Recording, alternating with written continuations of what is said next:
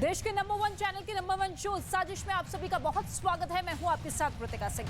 आज सबसे पहले बात रूस के राष्ट्रपति के गुस्से की होगी, जिसकी वजह से अब कई तरह की खबरें निकलकर सामने आ रही है। रूस के अंदर यूक्रेन का अब तक का सबसे बड़ा हमला। यूक्रेन ने क्राइमिया में रूस के तेल डिपो को निशाना बनाया है और इस हमले में रूस का बड़ा नुकसान हुआ है। ऐसे में अब सवाल ये कि क्या क्राइमिया में हमले का जवाब पुतिन कीव पर पलटवार से लेंगे?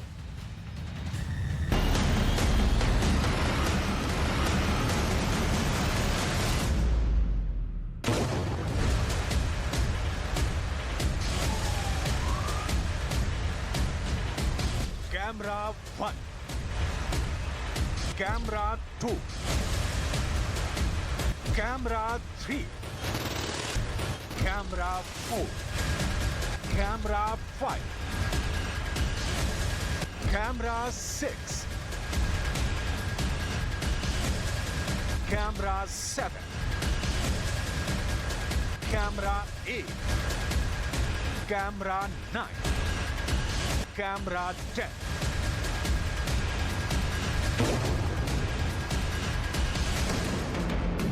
क्राइमिया के सेवेस्तोपोल में एक बार फिर बड़ा ड्रोन हमला हुआ है।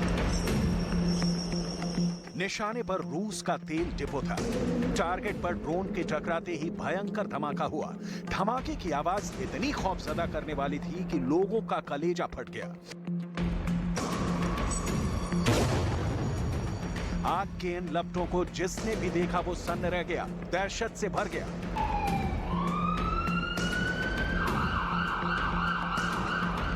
आसमान में काले धुएं का ऐसा गुबार उठा कि पूरे क्राइमिया में कोहराम मच गया।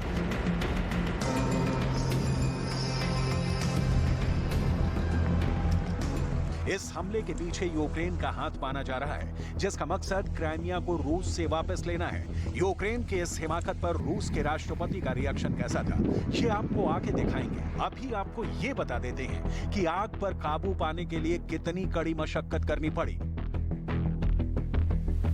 खबर मिलते ही फायर ब्रिगेड के 18 गाड़ियां और 60 फायर फाइटर मौके पर पहुंचे और इन लपटों पर काबू पाने की कोशिश शुरू हुई। लेकिन ड्रोन हमले के बाद तेल डिपो में आग इतनी भयंकर लगी थी कि करीब 11,000 स्क्वायर फीट का इलाका धू धू कर जल उठा।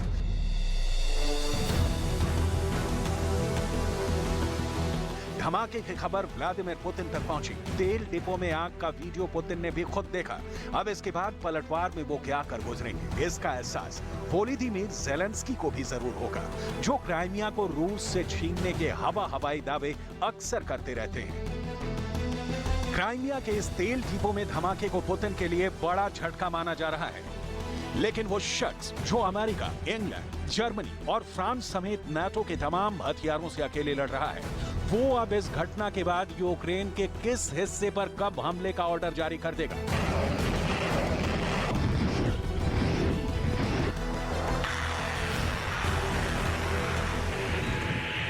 चौदह महीने से युद्ध झेल रहे इस देश का अब कौन सा हिस्सा मरकट बन जाएगा, इसका अंदाजा नाटो के 31 देश ही नहीं, यूक्रेन के 50 से ज्यादा मददगार देशों को भी जरूर होगा।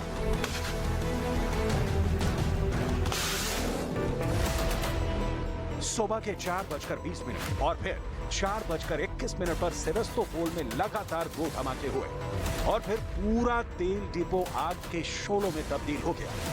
चंद सेकंड में 1, 2, 3, 4, 5, 6 और 7 तेल के टैंक आग की चपेट में आ गए। जरा सोचिए, अगर एक टैंक में 10,000 लीटर तेल भी रहा होगा तो एक झटके में रूस का 70,000 लीटर तेल बर्बाद हो गया। सेवेस्तोपोल के कॉस्की बे में धमाकों का यह मंजर कई किलोमीटर दूर से दिखाई दिया। ज़ेलेंस्की के पास पुतिन से लड़ने के लिए हथियार बचे नहीं हैं। मदद में मिले हथियारों का जखीरा खाली हो गया है। लेकिन दावा 2022 के बाद गंवाई जमीन ही नहीं, 2014 में ही पुतिन के हाथों खो चुके क्राइमिया को भी वापस पाने का है। ऐसे में ज़ेलेंस्की की सेना ड्रोन हमलों से ही रूस पर वार कर रही है। अभी हाल ही में मॉस्को के करीब यूक्रेन का एक क्रैश ड्रोन मिला था। ऐसे में अब रूस का मीडिया इसे ज़ेलेंस्की की हिमाकत की इंतहा करार दे रहा है। रूस के एक वॉर टेलीग्राम चैनल ने तो यहां तक कह दिया है कि रूस में ऐसे ड्रोन की एंट्री हमेशा के लिए रोकने का वक्त आ चुका है। इसके लिए जरूरी है कि यूक्रेन के बॉर्डर को पोलैंड तक पहुंचा दिया जाए और फिर यूक्रेन के वजूद को ही खत्म कर दिया जाए। पुतिन का बदला किस अंदाज में शुरू हुआ है, इसे लेकर खुद ज़ेलेंस्की के कमांडर ने क्या बताया है, आपको ये भी बताएंगे। अभी आप यूक्रेन की आर्मी के हमले का एक और सबूत देखिए। ये तस्वीर डोनेट्स्क इलाके की है, जहां रूस के दावे के मुताबिक यूक्रेन की सेना ने एक मिनी बस को रॉकेट से निशाना बनाया। रॉकेट अटैक के बाद इस बस का क्या हश्र हुआ, रूह कपा देने वाला ये मंजर पूरी कहानी खुद बयां कर रहा है।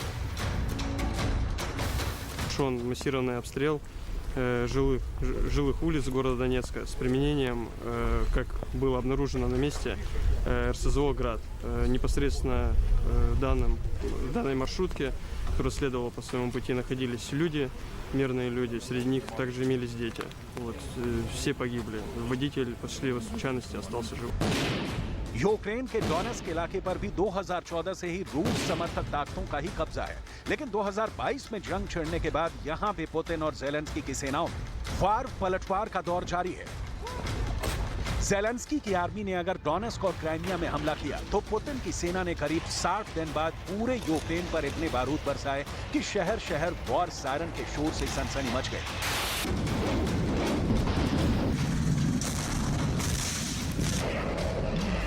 राजधानी कीव, मिकोलाइव, पोल्टावा, क्रेमेंचुक, निप्रो और ओमन पर सबसे ज्यादा मिसाइलें गिरी। मिसाइल और रॉकेट के धमाकों से इन शहरों में ऐसा खौफ पसरा कि यूक्रेन के लोगों में खलबली मच गई। ये यूक्रेन के मध्य में बसे शहर ओमन की तस्वीर है, जहां सुबह के करीब 4:30 बजे रूस की एयरफोर्स ने आसमान से ऐसा बारूदी हमला बोला कि हड़कंप मच गया। धमाके के बाद बहुमंजिली इमारतों में भीषण आग लग गई। रूस के इस हमले में 20 से ज्यादा लोग बेमौत मारे गए। यूक्रेन के लोगों को आने वाले दिनों में भी इस तरह के हवाई हमलों का डर सता रहा है, क्योंकि ज़ेलेंस्की ने क्राइमिया में पुतिन के तेल डिपो को जलाकर बहुत बड़ी गलती जो कर दी है। День тривав розбір завалів в Умані. У місці влучання російської ракети станом на цей час відомо вже про 23 загиблих, серед них 4 дітей.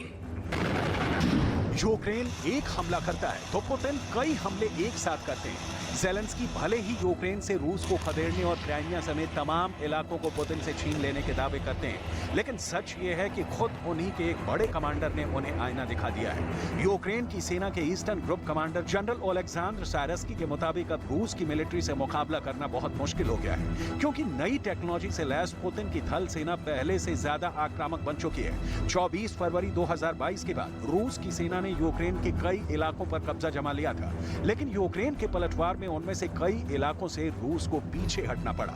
ऐसे में अब रूस की स्टॉर्म असॉल्ट यूनिट को ऐसे इलाकों को दोबारा जीतने का टास्क दिया गया है। इस मकसद को हासिल करने के लिए पुतिन की सेना अपने टैंक और आर्टिलरी यूनिट का बदली हुई रणनीति के साथ इस्तेमाल कर रही है। खुद यूक्रेन के कमांडर ओलेक्सांद्र सायरस्की ने माना है कि रूस की ये यूनिट बहुत करीब आकर उनकी सेना पर धावा बोलती है, पल भर में उनके ठिकानों को तबाह कर और सैनिकों को ढेर कर वापस लौट जाती है। यूक्रेन की सेना के ठिकानों का पता लगाने के लिए रूस की आर्मी आसमान में यूएवी से निगरानी करती है, तो जमीन पर वो अल्पाइन क्वेस्ट जीपीएस से लैस स्मार्टफोन का इस्तेमाल करती है। यूक्रेन के सैनिकों के लिए नई टेक्नोलॉजी से लैस रूस की आर्मी काल साबित हो रही है, क्योंकि ज़ेलेंस्की की सेना के सीक्रेट बंकरों का पता लगते ही यूक्रेन की स्टॉर्म असॉल्ट यूनिट इतनी तेजी से हमले करती है कि उन्हें संभलने तक का मौका नहीं मिलता है। जाहिर है, जैसी आशंका थी, हकीकत भी वैसी ही सामने आ रही है। पेंटागन के लीक सीक्रेट दस्तावेजों में मई में यूक्रेन के एयर डिफेंस के ध्वस्त होने का पर्दाफाश हुआ है। दावे के मुताबिक ऐसा होते ही पुतिन के ताकतवर लड़ाकू विमान यूक्रेन के कोने कोने पर टूट पड़ेंगे। ऐसे में सवाल ये कि क्या अब युद्ध और यूक्रेन दोनों का अंत करीब आ चुका है?